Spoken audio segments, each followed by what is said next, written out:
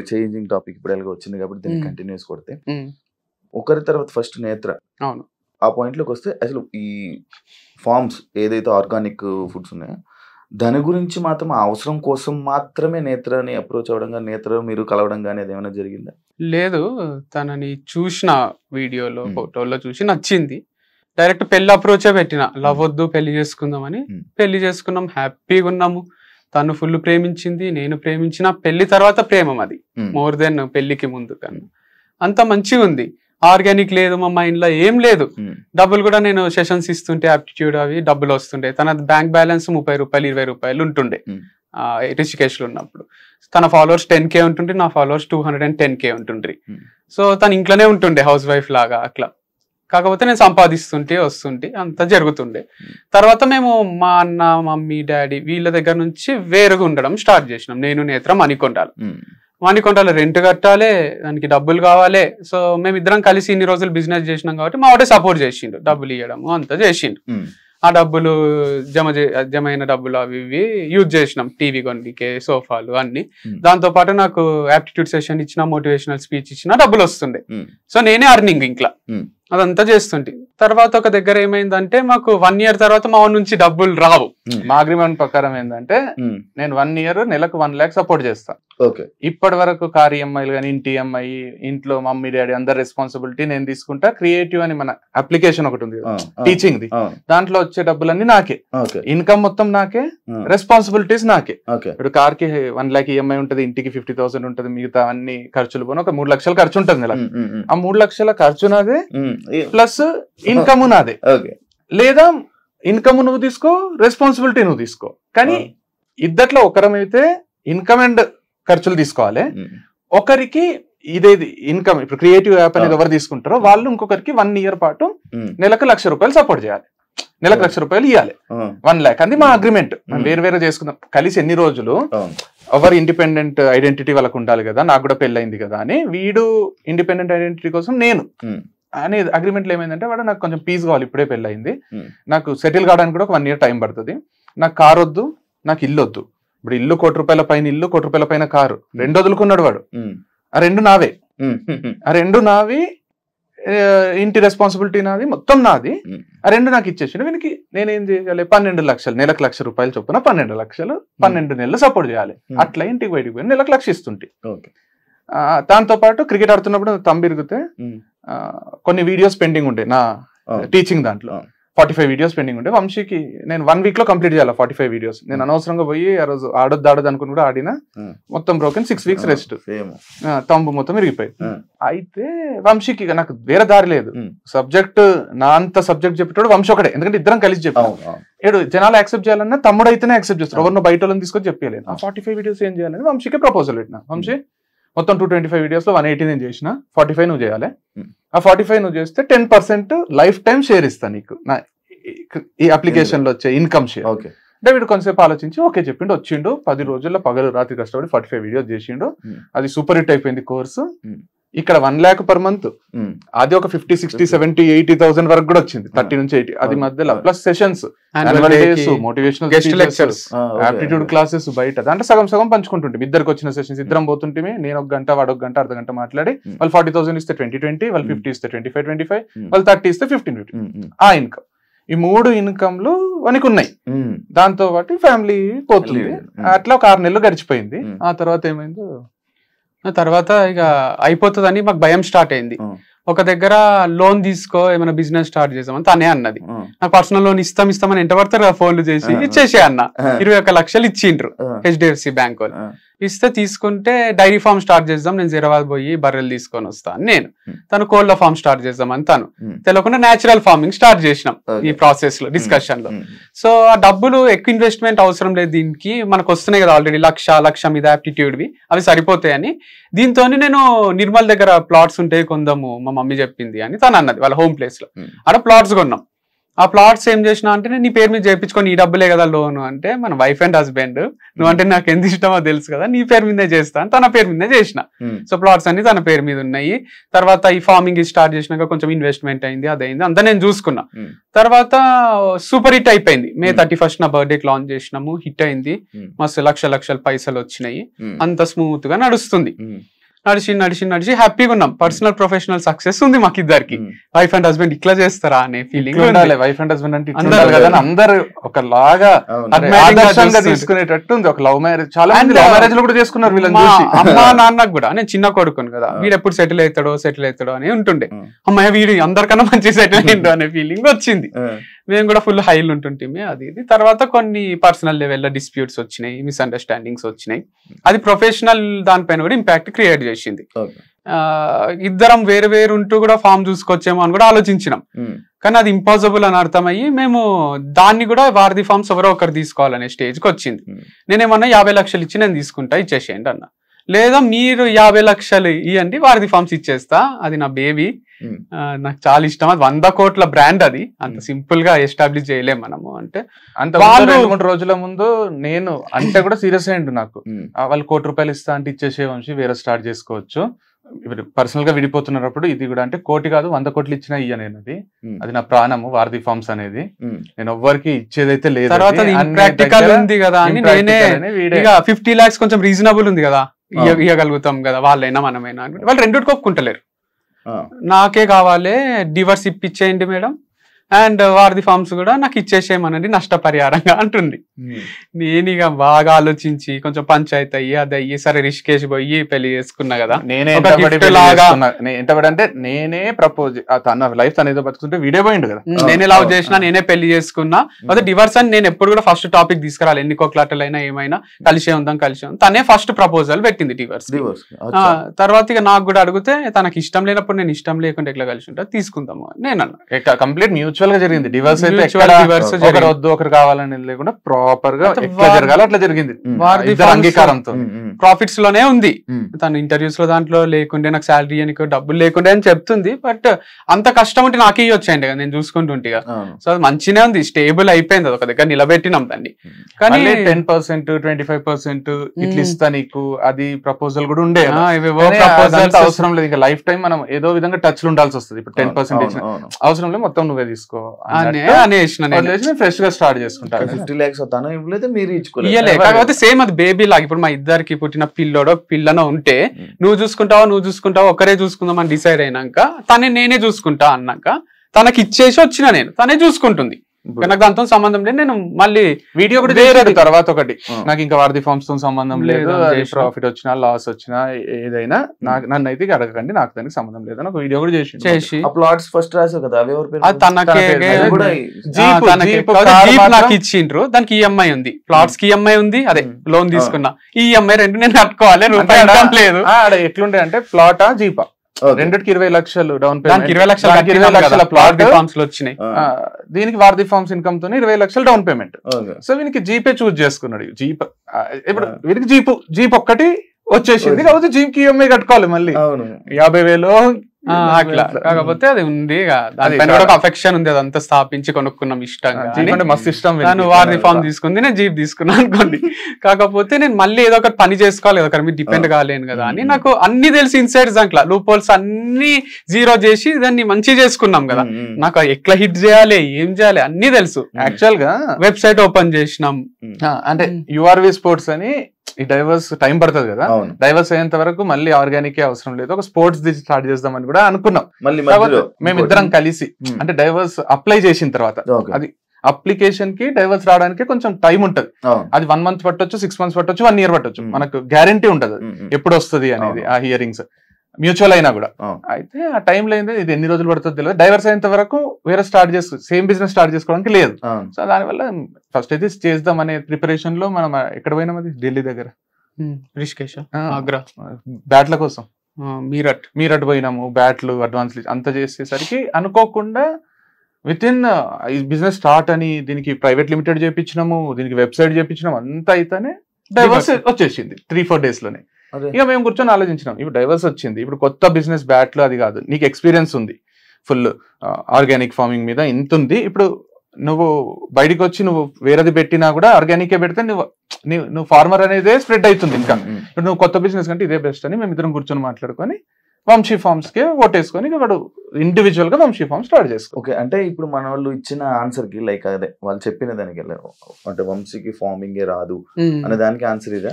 అట్లేం లేదు, ఆన్సర్ ఏం కాదు. ఫార్మింగ్ వచ్చు, నాకు వచ్చు అంటే నేను దిగి చేయడం కన్నా ఎక్కువ చిన్నప్పటి నుంచి పొలాలలో తిరగడము, బేసిక్ నాలెడ్జ్ ఉండడం వరకే తెలుసు నాకు. నేను ఏదో కూడా నేను ఇక #1 ఫార్మర్ ఇన్ ది వరల్డ్ అని నేను చెప్పుకోలేదు, నేను షో కూడా చేయలేదు. అప్పుడప్పుడు వీడియోస్ ఎందుకు చేస్తా అంటే జనాలకు మనకు ఫామ్ ఉంది చేస్తామని తెలియాలే కదా. కులోళ్ళు వాళ్ళు వీళ్ళు అందరు వీడియో చేయలేరు కదా షూట్, అందుకు నేను చేసి అప్పుడప్పుడు పెడుతుంటా. అంతేగాని అక్కడ ఎక్స్పర్ట్ ని పెడుతున్నా నేను. ఒక ఎక్స్పర్ట్ ఉంటాడు, ఆయన అంతా మేనేజ్ చేస్తుంటాడు. పురుగుల మందులు అవి కొడతారు కదా దాంట్లో, దీంట్లో ఆర్గానిక్ మందులు కొడతారు, ఆర్గానిక్ పెస్టిసైడ్స్ అని ఉంటాయి. అండ్ దాంతో పాటు మనకు ఎరువులు కూడా యూరియా వేస్తారు దాంట్లో. దీంట్లో జీవామృతము, ఘన జీవామృతము ఇవన్నీ బలం కోసం వేస్తారు. సో ఇంతవరకు నాలెడ్జ్ ఉంటే చాలు, దానికి మళ్ళీ రాకెట్ సైన్స్ ఏం కాదు. ఇది వీడు చేసేది బిజినెస్. ఇప్పుడు వీడు అగ్రికల్చర్ కాదు చేసేది, అగ్రికల్చర్ రిలేటెడ్ ప్రతి ఒక్కరికి ఆర్గానిక్ ప్రోడక్ట్స్ అందియాలనే బిజినెస్. ఇప్పుడు నేను కాలేజ్ పెడుతున్నా అనుకో, నేను మ్యాథ్స్, సైన్స్, సోషల్ అక్కడ ఉన్న సబ్జెక్ట్స్ అన్ని నేను చెప్పాల్సిన అవసరం లేదు. నాకు అందరికి నాణ్యమైన చదువు అందియాలనే తాపత్రయంలో నేను ఒక కాలేజ్ పెడతా. అట్లా వీడు అందరికి నాణ్యమైన ఫుడ్ అందియాలి. డైరెక్టర్ లాగా సినిమా తీస్తున్నట్టు నాకు ఒక కెమెరామ్యాన్ కావాలి, ఒక ఎడిటర్ కావాలి, ఒక మ్యూజిక్ డైరెక్టర్ కావాలి, ఒక ఆర్ట్ డైరెక్టర్ కావాలి. ఇట్లా ఒక 4-5 మంది ఉంటే నేను సినిమా తీస్తా. రాజమౌళికి ఉన్నంత కాన్సెప్ట్స్ ఉంటాయి కదా మన దగ్గర, కానీ అట్లని ప్రతిదీ బాహుబలి సెట్ రాజమౌళి వేసుకోడు కదా, పోయి ఆ సెట్ వేయడానికి ఒక మనిషి కావాలి కదా. సో అట్లా చేస్తున్నా నేను. అంత అట్లా వీడియోస్ చేయడం నా ఎక్స్పర్టైజ్. నేను రకరకాల ప్లేసెస్ తిరిగి వీడియోస్ చేస్తాను. ప్రతి ఫార్మర్ దగ్గర తీసుకున్నా నేను, మంచిగా అనిపించిన వాళ్ళు. ఇక నీకు మంచిగా అనిపించిన వాళ్ళ దగ్గర కూడా తీసుకోవాలి, నువ్వు కంటిన్యూగా తీసుకోవాలంటే ఒకరి దగ్గర ఆయిల్ తీసుకున్నా, అలా కింద అంతా మట్టి వచ్చింది. అందుకు మనకు వేరే ఆర్గనైజేషన్స్ కూడా ఉన్నాయి సర్టిఫైడ్, వాళ్ళు మంచి ఆయిల్ పంపిస్తారు. అంత మట్టి తీసేసి క్లీన్ చేసి, బియ్యంలో రాళ్ళు తీసేసి, నేచురల్ ఫామ్ లో కొన్ని పురుగులు అయితే అవన్నీ తీసేసి పంపించే ఆర్గనైజేషన్స్ ఉన్నాయి. అట్లని బేగం బజార్ లా తెచ్చి కిరాణా షాప్ వాళ్ళు అమ్ముతారు కదా, అట్లాంటిది కాదు. మంచి ఆర్గానిక్ సర్టిఫైడ్ పీపుల్ దగ్గరనే మనం తీసుకుంటున్నాం. ఏదైతే కంపెనీస్ అంటే ఏంటంటే, ఇప్పుడు వీడు చెప్పినట్టు ఇప్పుడు బెండకాయలు ఆర్గానిక్ గా బెండకాయలు పండించే రైతులు ఇండియా వైడ్ ఉంటారు. వాళ్ళు ఈ కంపెనీస్ ని అప్రోచ్ అవుతారు, లేదా ఈ కంపెనీస్ వాళ్ళని అప్రోచ్ అవుతాయి. కంపెనీస్ ఇవి ఏం కంపెనీస్? కెమికల్ కంపెనీస్ కాదు. మంచిగా వీళ్ళు ఏం చేస్తారో బెండకాయలను తీసుకొచ్చి దాంట్లో పురుగులు ఉన్నాయి తీసేసి మంచి చేసి దానికి సర్టిఫై చేసి ఆర్గానిక్ అని టెస్ట్ చేసి పెడతారు. ఆ కంపెనీస్ నుంచి మనం తీసుకొని మనం ప్రజలకు అందిస్తున్నాం. ఎందుకంటే మనం ఒక ఫార్మర్ దగ్గర పోతాం, అన్న మేము కొట్టలేదు, అసలు ఒక్క మందు కూడా కొట్టలేదు అంటారు. మనకు డౌట్ వస్తుంది, మందు కొట్టి. ఆ కంపెనీస్ ఏంటంటే అన్ని టెస్టులు చేసి అట్లాంటి సర్టిఫైడ్ కంపెనీస్ ఉన్నాయి ఇండియా వైడ్. వీడేం చేసిండు, దాంట్లోనే బెస్ట్ దగ్గర నుంచి కొన్ని తీసుకొస్తున్నాడు. ఎందుకంటే ఫార్మర్స్ అన్ని సప్లై చేయలేరు కదా, 24/7 ఇయర్ 365 days అందరు ఫార్మర్స్ అన్ని సప్లై చేయలేరు. కాబట్టి వీళ్ళ ద్వారా ఇంకా బెటర్. అది ఇదన్నా మనం డౌట్ చేయొచ్చు, ఫార్మర్ దగ్గర ఒకరి దగ్గర పోతాము తీసుకొని వస్తాము, అది ఆర్గానిక్ కాదంటే మనం అంత కనుక్కున్నా కూడా కంపెనీస్ అవి దాని వెనకాల కూడా పెద్ద సిఇఓలు ఉన్నారు, XIAS ఉన్నారు, అందరు ఉన్నారు దాని వెనకాల. సో అదేదో ఊరికే స్టార్ట్ చేసింది కాదు. అండ్ ఇది నేను స్టార్ట్ చేసింది కూడా 1-2 సంవత్సరాలు సంపాదించుకొని దుబాయ్ పారిపోదామని కాదు. నేను 40 ఏళ్ల తర్వాత కూడా ఇది ఉండాలి వంశీ ఫార్మ్స్, నా పిల్లలకు కూడా ఉండాలి అనే ఇమాజినేషన్ లో స్టార్ట్ చేసుకున్నది. సో వీళ్ళు ఏదో ఫ్రాడ్ చేస్తున్నాడు అది ఇది అంటే నాదే మూత పడుతుంది కదా అట్లా చేస్తే. ముగ్గురు, ఒక అమ్మాయి తర్వాత నేత్ర అయిపోయిన తర్వాత మళ్ళీ ఇందు తర్వాత ఇప్పుడు కొత్తగా అమ్మాయి పేరు ఏదో ఉంది, అర్పిత. ఇప్పుడు లైక్ ఇలా అమ్మాయిలు ఎందుకు అమ్మాయిలు ఎందుకు, అమ్మాయిలు పిచ్చోడు ఇలాంటి స్టేట్మెంట్స్ అన్ని పాస్ చేస్తారు. దానికి ఇద్దరు అంటే ఇదే కాకుండా ఇందులోనే పెట్టి ఇద్దరు అన్న తమ్ముళ్ళు, ఇద్దరు తోడు దొంగలు అనేది ఒకటి ఇది పెట్టారు. దానికి మీరు ఏం సంబంధం చెప్పాలి? సో ఏది కరెక్ట్ కాదు, స్టేట్మెంట్ పాస్ చేసినంత మాత్రాన కరెక్ట్ అయిపోవు. సో చాలా పెద్ద స్టేట్మెంట్స్ అవి, అమ్మాయిల పిచ్చోడు అనడము, అంటే బూత్ ఫామ్ అనడము, అమ్మాయిల ఫామ్ అనడము. బ్రోతలోస్ నడుపుతలేము కదా, ప్రాస్టిట్యూట్స్ తో తిరుగుతలేను కదా. ఇప్పుడు అమ్మాయిల పిచ్చోడు అంటే రోజు నైట్ ఒక ప్రాస్టిట్యూట్ ని తెచ్చుకోను, ప్రాస్టిట్యూట్ దగ్గర పోయేటోళ్ళని అంటే ఒక మీనింగ్ ఉంది. లేదా అమ్మాయిలను చాలా రెస్పెక్ట్ఫుల్ పొజిషన్ లా ఒక సాఫ్ట్వేర్ కంపెనీలో మంచి జాబ్ ఎట్లా ఇస్తారో అట్లా నేను బ్రాండ్ అంబాసిడర్ అని ఒకరికి జాబ్ ఇస్తున్నా. మేల్ కేటగిరీలో నేనున్నా, ఫీమేల్ కేటగిరీలో ఒకరు ఉంటే మంచిగా ఉంటది అని ఇస్తున్నా. సో అంత సింపుల్ ఉంది. వాళ్ళు కంఫర్టబులే ఉన్నారు నాతో, నేను వాళ్ళతో కంఫర్టబులే ఉన్నా. వాళ్ళకి ముందే చెప్తున్నా ఫ్రెండ్లీగానే ఉంటేనే వీడియోస్ మంచిగా వస్తాయని. ఫ్రెండ్లీ అంటే హగ్ చేసుకోవడము, సైడ్ హగ్లు ఇచ్చుకోవడము, లేదా డైరెక్ట్ పెట్టుకోవడం కాదు. నేను వాళ్ళ పర్మిషన్ లేకుండా వాళ్ళని టచ్ కూడా చేయను నేను. సో అంత మంచినే ఉంది. అండ్ దీంట్లో అమ్మాయిల ఫామ్ అంటున్నారు. ఒక హెచ్ఆర్, మా మమ్మీ, ఈ పిల్ల, ముగ్గురే అమ్మాయిలు, మిగతా 23 మంది మగ పిల్లలే ఉన్నారు. మరి అబ్బాయిల ఫామ్ కదా ఇది. స్క్రీన్ మీద ఇద్దరు కనిపించారు అంటే ప్రమోషన్స్ లో మంచిగానే ఇప్పుడు మాకు వీడియోలు చేయడానికి వచ్చేటోళ్ళే కనిపించాలి కదా. వాళ్ళు ఎక్స్పర్ట్స్ ఏ ఉన్నారు. తనకు ముందు కెమెరా వచ్చు, ఇంతకు ముందు ఉన్న అమ్మాయి కెమెరా ఫియర్ లేదు, అంతకు ముందు ఉన్న అమ్మాయికి ఉంది, నేను తీసేసిన. అట్లా ఇప్పుడు రకరకాల అమ్మాయిలు ఎవరైతే కెమెరా ముందు మంచిగా అనిపిస్తున్నారో, మంచి చేయగలుగుతున్నారో వాళ్ళని తీసుకుంటున్నా. కానీ నాతో ఫ్రెండ్లీగా ఉండాలి, నాకేదో హెల్ప్ చేయాలి అనేది ఉద్దేశం లేదు. మీరు అడిగి పోతారు కదా, కార్లు ఎంజాయ్ చేస్తారా, మీరు అక్కడ ఉండి ఎంజాయ్ చేస్తారా అంటే అట్లా చేయాలని కూడా సీక్రెట్ గా చేస్తా కదా నేను. వీడియో ఓపెన్ గా కెమెరా ముందుకు వచ్చి నాకు ఒక ఫీమేల్ బ్రాండ్ అంబాసిడర్ కావాలి, తనే బ్రాండ్ అంబాసిడర్, ఇద్దరం కలిసి వీడియో చేస్తామని ఓపెన్ కెమెరాకి చెప్పారు కదా ఎవరు. చేసే ఆలోచన ఉంటే కెమెరా ముందు ఇప్పుడు ఒంగోలు గిత్తల ప్రకాష్ రాజ్ ఉన్నట్టు కెమెరా ముందు మంచిగా ఉండి తర్వాత పోయి పర్సనల్ ఉన్నప్పుడు ఏదేదో చేస్తుంటాడు. దాంట్లో ప్రకాష్ రాజ్ క్యారెక్టర్ అట్లుంటారు. కానీ మళ్ళీ వీడు చెప్పినవి తీసుకొని ఇప్పుడు ఏదో సీక్రెట్ కెమెరా పెట్టి బయటపడ్డ నిజాలు అన్న, వీడు చెప్పినయే ఇవే బయటపడ్డ నిజాలు. అంటే ఇప్పుడు ఒక హోటల్ ఓపెన్ చేస్తాం, రిసెప్షనిస్ట్ ని పెడతాం, ఆడపిల్లని పెడతాం, ఎందుకంటే వస్తానే పలకరించడానికి. దానికి ఒక 5 స్టార్ ఎక్కడికన్నా పోని లేడీస్ ఉంటారు, మంచి చీరలు కట్టుకొని ప్రజెంటబుల్ ఉండి ఎన్నో ఇంటర్వ్యూలు క్రాస్ చేసి వాళ్ళకి మంచి శాలరీ ఉంటుంది. వీడు వీడియోస్ చేస్తున్నప్పుడు ఇప్పుడు రీల్స్ చేస్తుంటారు కదా, ఆడపిల్లలకు వ్యూస్ ఎక్కువ వస్తాయా, మగ పిల్లోడికి వస్తాయా? ఒక డాన్స్ వీడియో నేను చేస్తే వస్తాయా, ఒక ఆడపిల్ల చేస్తే వస్తాయి. నేను చేస్తే ట్రోల్ అవుతా, తను చేస్తే తనకు ఎక్కడ లేని ఫాలోవర్స్ వస్తారు, చేస్తారు. కొందరు మంచి చేస్తారు, కొందరు ఎట్లా చేసినా వస్తాయి. వీడు ఇప్పుడు ఒక ప్రోడక్ట్ ని 10 మందికి రీచ్ అయితే మంచిదా, 100 మందికి రీచ్ అయితే మంచిదా అనే దాంట్లో నేను ఒక్కడిని చేస్తే 10 మందికి రీచ్ అవుతుందేమో, తనతో చేస్తే 100 మందికి రీచ్ అవుతుందేమో అని శాలరీ ఇచ్చి ఒక ఎంప్లాయ్మెంట్ కల్పించి ఇద్దరు కలిసి చేస్తే చూడడానికి ప్రెజెంటబుల్ ఉంటుంది, కొంచెంసేపు చూస్తారు, లేదా ఎవరికైనా షేర్ చేస్తారు. దానివల్ల ప్రోడక్ట్స్ రీచ్ అయితే మంచి ప్రోడక్ట్స్ అమ్మేది ఏమి డ్రగ్స్ లేకపోతే ఇంకా కల్తీ ఏదో కాదు కదా. ఆర్గానిక్ ప్రోడక్ట్స్ ఎంతమందికి రీచ్ అయితే అంతమందికి హెల్త్ ఉంటుంది, మనకు కూడా ఇన్కమ్ ఉంటుంది. బిజినెస్ వీడు చేసేది, వీడేమి సమాజ సేవ కూడా చేస్తలేడు. వీడు ఎంత క్లియర్ గా చెప్తున్నాడు అంటే, అరే ఇద్దరు కలిసి చేస్తే ఒక సెకండ్ ఆగుతారు, అరే ఏముందో నెక్స్ట్ ఏం చేస్తారో వీళ్ళు. వీని డ్రెస్ ఒకటి ఉంటుంది, ఆమె డ్రెస్ ఒకటి ఉంటుంది, నెక్స్ట్ అటైర్స్ మారుతుంటాయి, ఒక ఇంట్రెస్టింగ్ కాన్వర్సేషన్ వస్తుంది. ఒక్కడే చేసి ఈ రోజు మా ఫామ్ లో మామిడికాయలు వచ్చినాయి మీరు కొనుక్కోండి, నెక్స్ట్ రేపు ఈ రోజు మా ఫామ్ లో హనీ వచ్చింది కొనుక్కోండి అంటే, ఒక స్టేజ్ తర్వాత చూడకపోతే అరే ఏమొచ్చింది వంశీ ఈ రోజు ఫామ్ లో, ఈ రోజు హనీ వచ్చింది చాలా బాగుంది కావాలంటే నువ్వు టేస్ట్ చేయి. ఒక సీన్ క్రియేట్ అవుతుంది కదా సినిమాలో, ఒక సీన్ ఒక అడ్వర్టైజ్మెంట్ క్రియేట్ అవుతుంది. వీడు అడ్వర్టైజ్మెంట్ చేస్తున్నాడు కదా వీడి ప్రోడక్ట్ అని.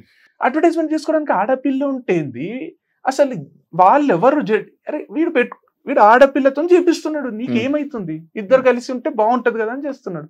దానికి కూడా నువ్వు ఆడపిల్లని తర్వాత ఆడపిల్లని మారుస్తున్నావు అంటే, నెలకు ఒకరు మారుతారేమో, ఈ జాబ్ నచ్చక వాళ్ళు నచ్చక మనమే తీసేస్తాము, ఏమైతుంది? రోజు ఒకరితో ప్రమోట్ చేపించడం లేరా మార్కెట్ లో? రోజు ఒకరితో చేపిస్తే ఓకే, కానీ ఒకరితోనే రోజు చేపిస్తే నాట్ ఓకేనా?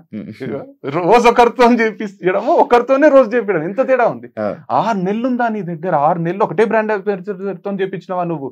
ఎంత అద్భుతమైన క్యారెక్టర్ అని పోవచ్చు కదా ఇంకొక యాంగిల్ లో. 6 నెలలు ఒకరితోనేనా?